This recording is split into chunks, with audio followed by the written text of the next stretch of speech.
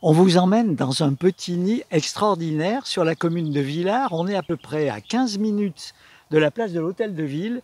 Et regardez autour de nous, c'est un vrai nid.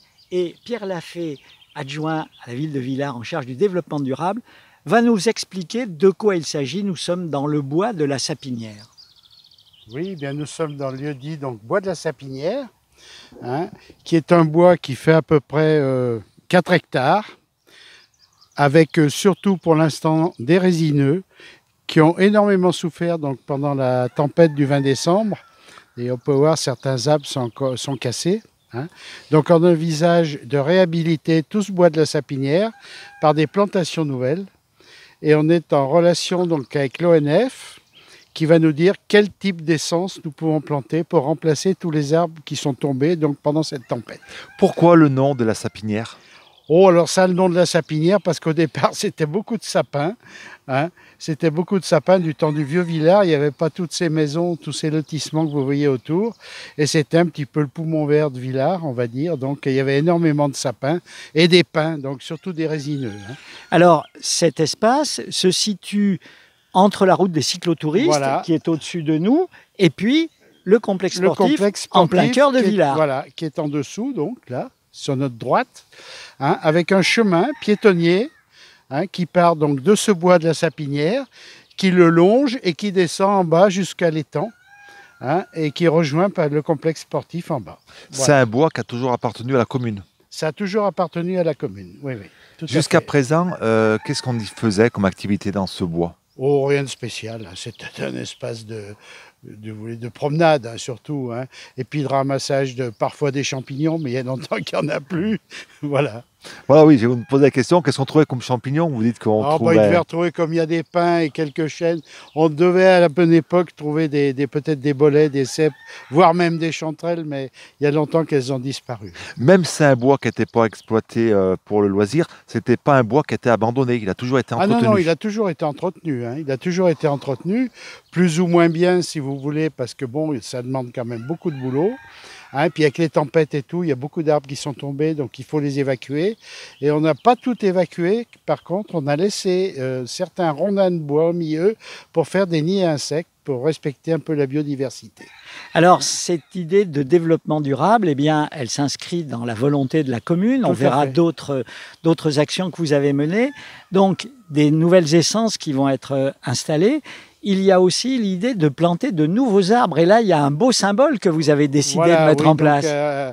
Avec le maire, donc, nous avons décidé de planter un arbre à chaque naissance à Villars. Voilà, donc à peu près, ça ferait environ, on va dire, 70 arbres à peu près par an.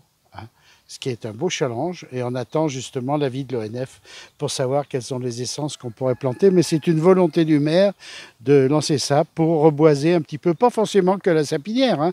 Ça pourra se produire ailleurs dans Villars, de replanter des arbres aussi. Voilà.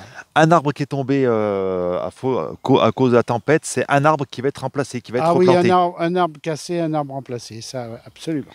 Alors, à Villars, il y a aussi un parc qui vous appartient, même si c'est la ville de Saint-Étienne qui s'en occupe en partie, c'est le parc Jean-Marc. Oui. Mais là, je pense que beaucoup de Villardaires même ignorent ce lieu. Alors, il y a le bois, on le verra derrière nous, et puis alors, il y a ce lieu. Qu'est-ce que vous allez faire de ce lieu ? Voilà, il y a ce terre-plein qui fait à peu près 4000 m² sur lequel nous sommes, là, pour le moment.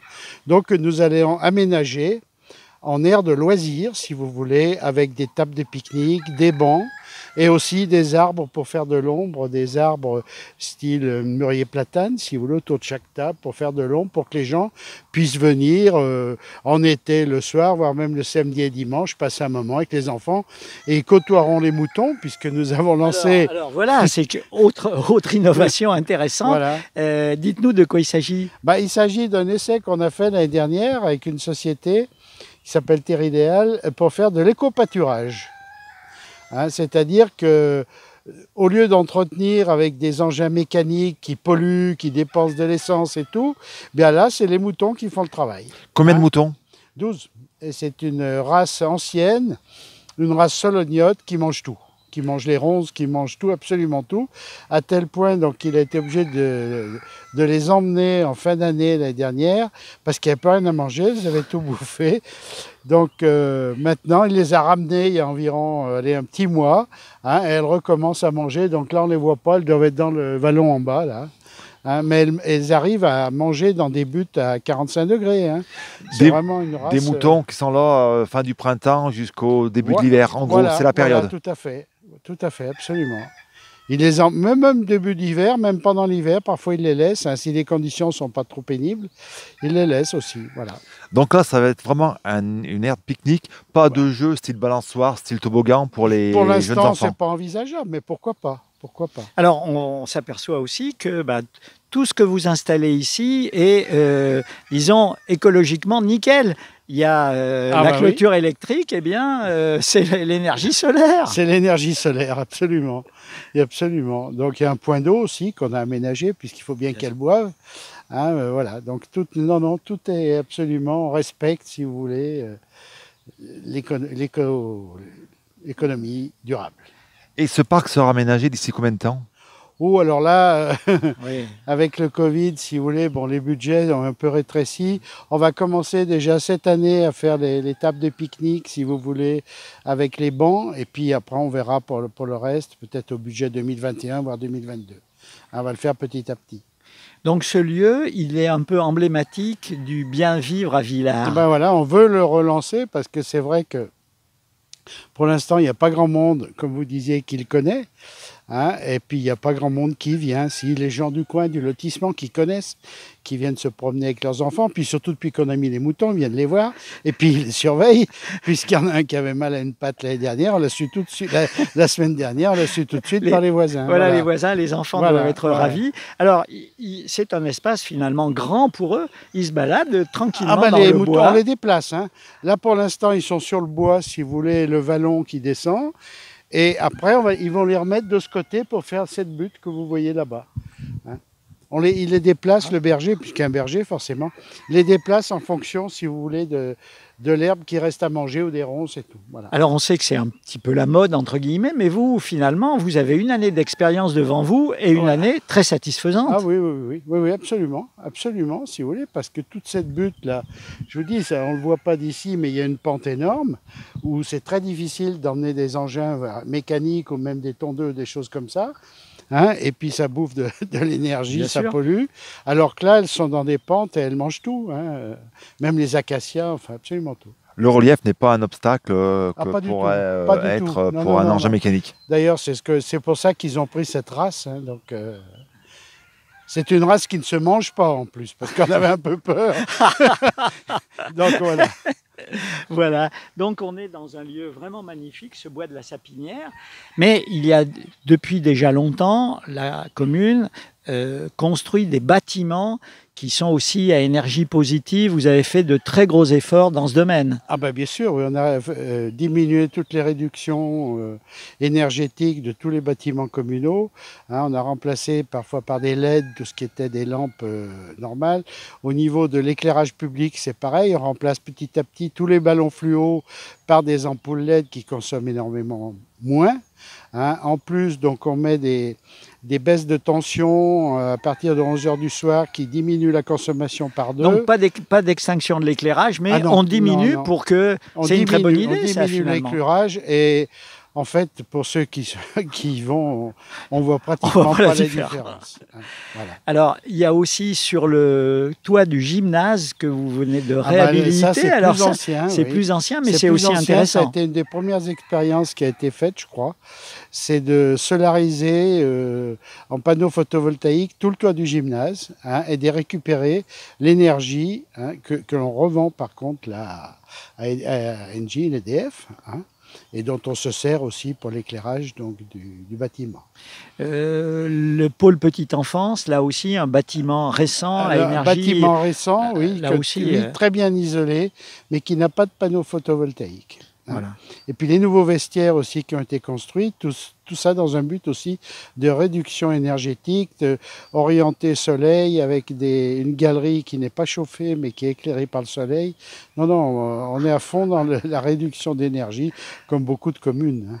Et finalement, avec des budgets qui ne sont pas plus importants, on arrive, en étant intelligent et astucieux, à faire des économies très importantes pour les impôts de tout le monde, finalement. Oui, bah, c'est le but, hein, puis c'est ce qu'on va essayer de développer dans tout ce mandat qui arrive, là où on débute. Hein. Ça va être le gros point, si vous voulez, du mandat, c'est de diminuer la consommation énergétique et d'être à fond sur le développement durable. Villars, ville verte, on voit ici avec cette nature, et puis on le voit avec donc les efforts qui sont faits pour trouver des nouvelles énergies. Je vous propose, on va se promener dans le bois maintenant. Si vous voulez. Un petit coucou aux poules, hein, derrière nous, vous écoutez des cocoricots. Ça, c'est pas nos poules, c'est les poules du voisin. Voilà, mais elles participent à... Il n'y a pas que des poules, il y a des canards, il y a des pigeons, il y a un peu de tout. C'est un vrai petit zoo. Voilà. Super. Allez, à tout de suite.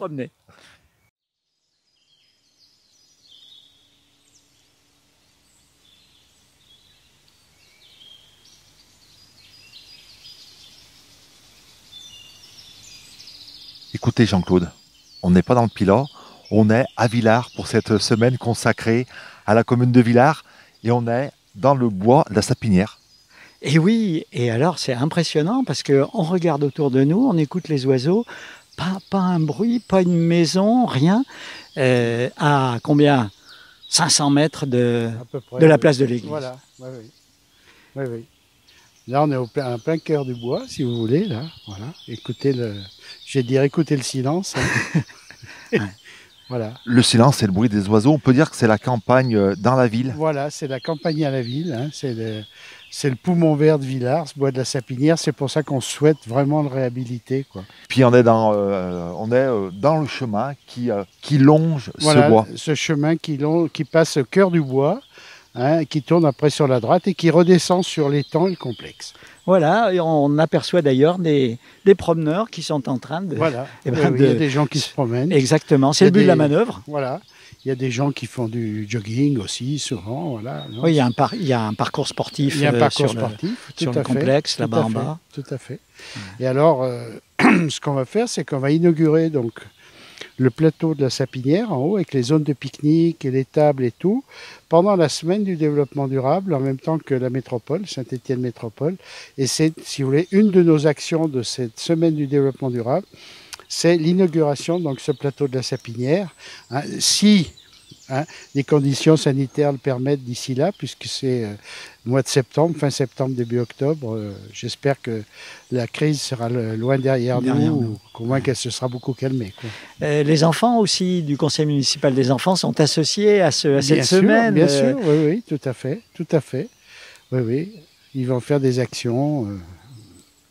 Ce bois est balisé depuis la mairie ?